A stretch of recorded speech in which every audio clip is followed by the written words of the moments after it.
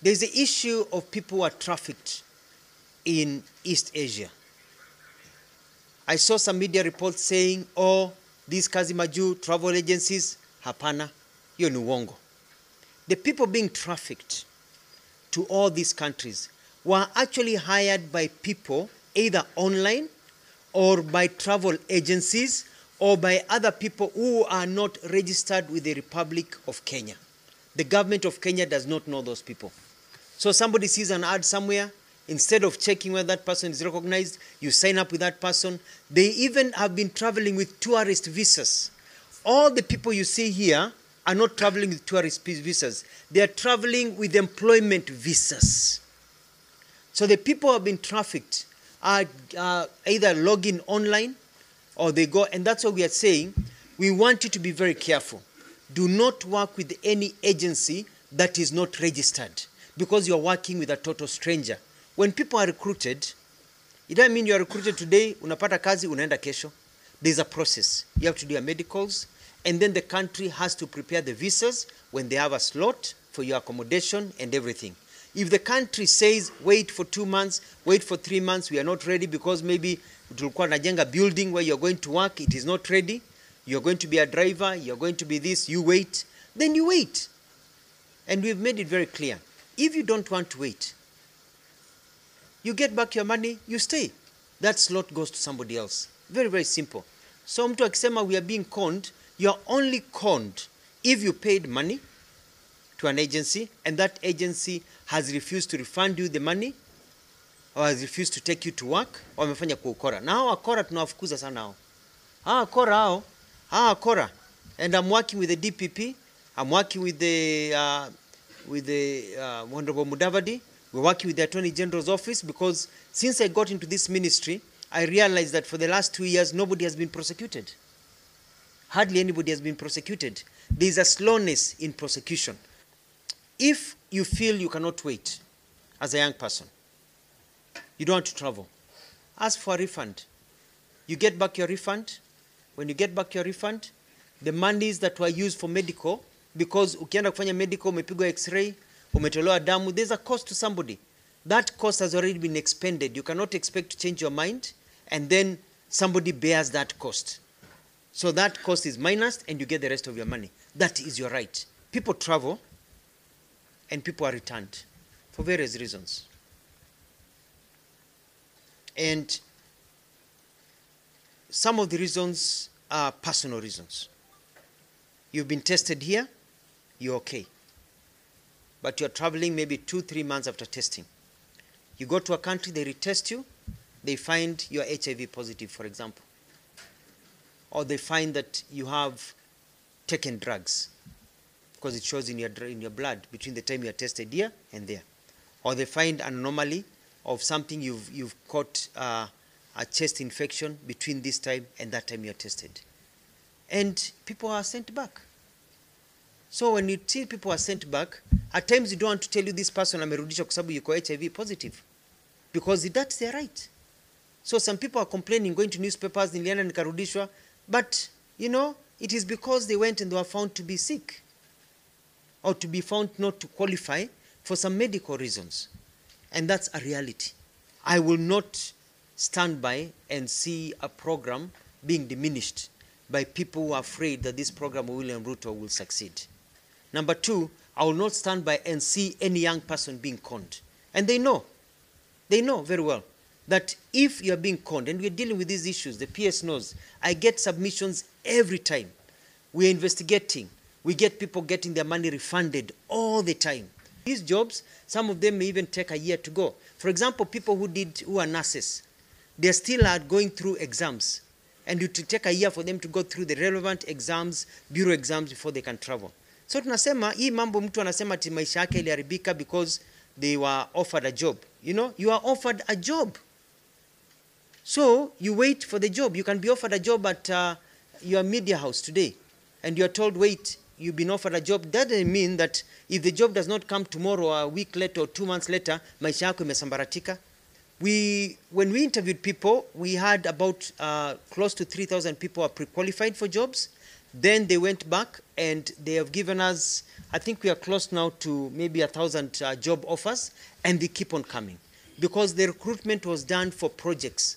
And so, for example, you're hired as a driver and you're hired to work at a hotel and they're constructing that hotel. And that hotel has a construction delay of 6 months. There's no way you can be given a visa when ukakae hapo nalipa mshahara, yet the job has not kicked in yet. Wakazi na kukata tamaa kutokana na msukumo wa maisha kumewafanya wengi kujipata kwenye mitego ya matapeli wanaowaahidi watu ajira ughaibuni. Baadhi ya wakazi wa kaunti ya Mombasa wamejipata katika hali hiyo wakidai kulaghaiwa zaidi ya shilingi milioni 3.9 na wakala mmoja aliyewadaa kuwa angewasafirisha hadi Singapore, Canada, Dubai na Saudia kufanya kazi za ualimu. Francis Mtalaki anaangazia masaibu ya baadhi ya waliotapeliwa. Esther Nyahera, Lusingala, John Mbere Mwalimu na wengine wamekuwa wakitafuta ajira kwa miaka mingi, ila ujio wa Christine Anyango Ogwe aliyejitambulisha kwao kama wakala wa kusafirisha watu ghaibuni hasa mataifa ya Singapore, Canada, Dubai na Saudi Arabia walidhani afueni imewafikia kati ya Januari na Machi mwaka huu. Walichohitajika kulipa wakati huo kulingana nao ilikuwa ni shilingi 300,000 kama ada ya agenti. 300,000 you pay a down payment of 100,000 and then 200,000 utaenda kukatwa kwa mshahara. So she was very convincing, unaona. Na katu promise kwamba utapewa work permit, utapewa ticket.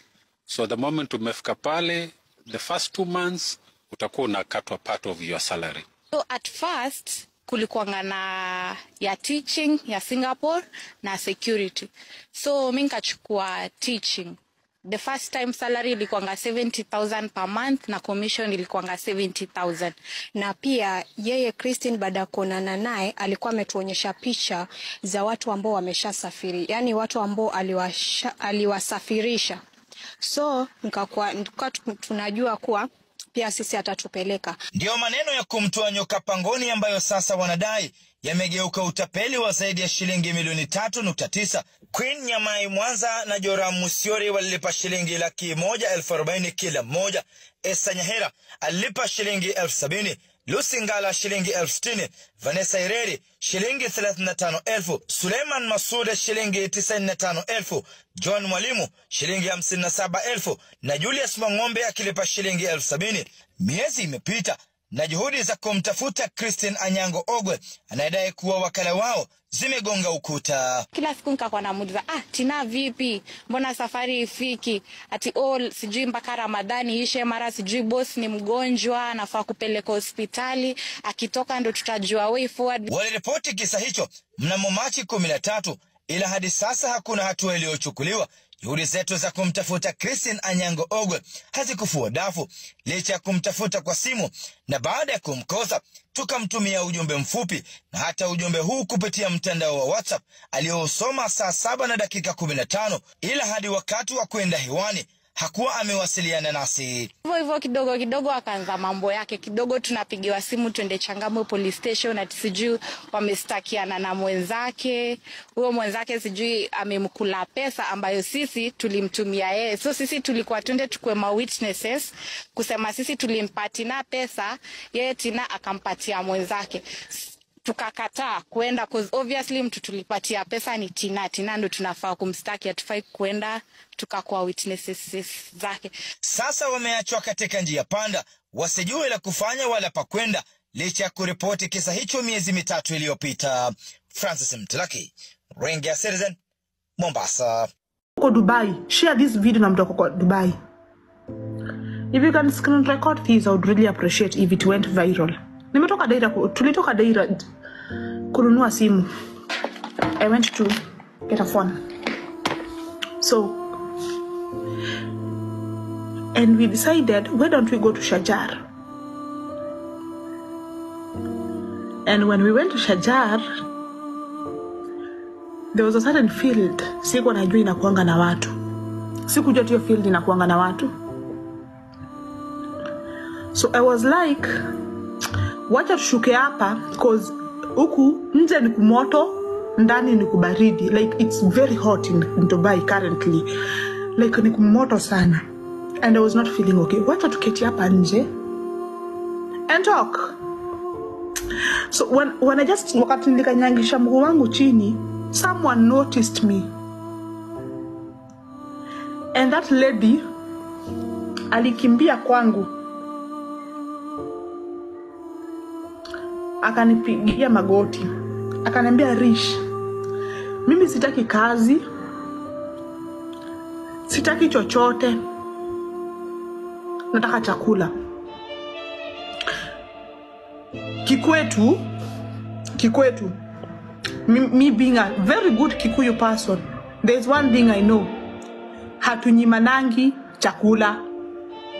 Sawa. Hatunyimanangi chakula. So, close to where we were, nimeona huku kwa streets, kuna hizi vitu za kuku, zile kuku zinachomwa.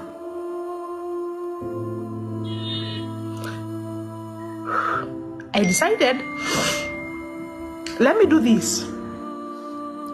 Let me buy this lady hiyo chakula.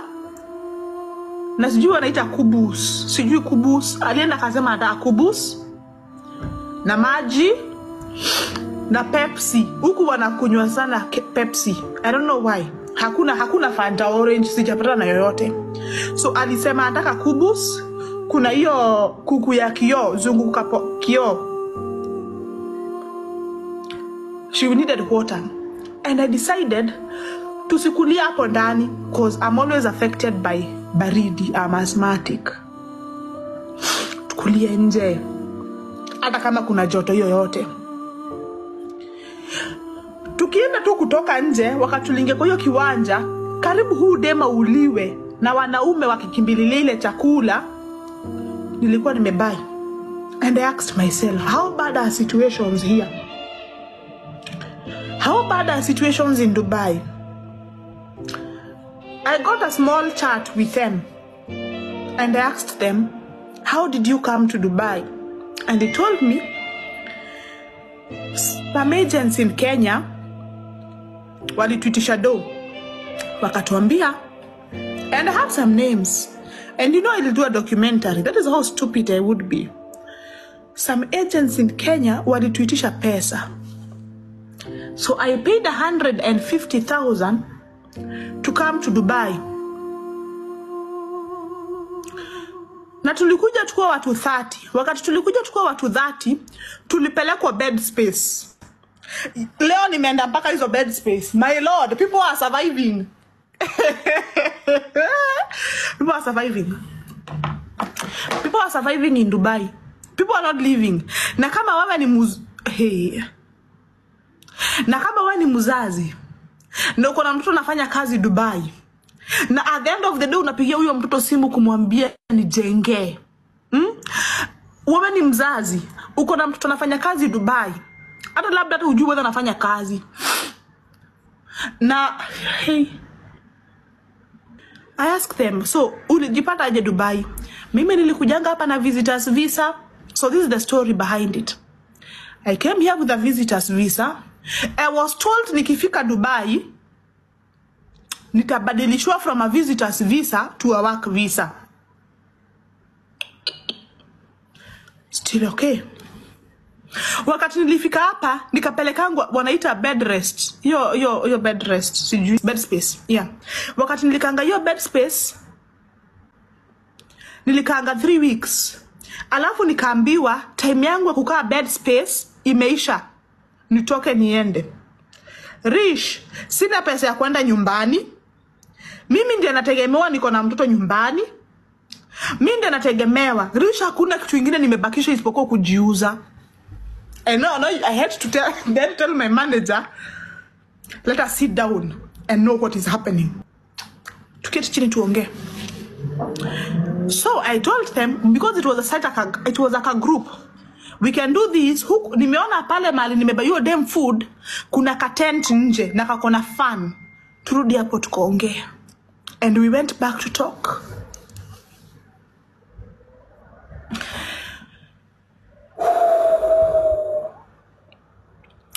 Dubai is crazy. For you who watches Dubai in a movie, unaona Burj Khalifa. For you who watches Dubai in a movie, unaona barabara mingi. For you who watches Dubai, unaona magari kubwa kubwa. Dubai is the complete opposite of that. Dubai is the complete, umaisikia complete opposite. That's how Dubai is.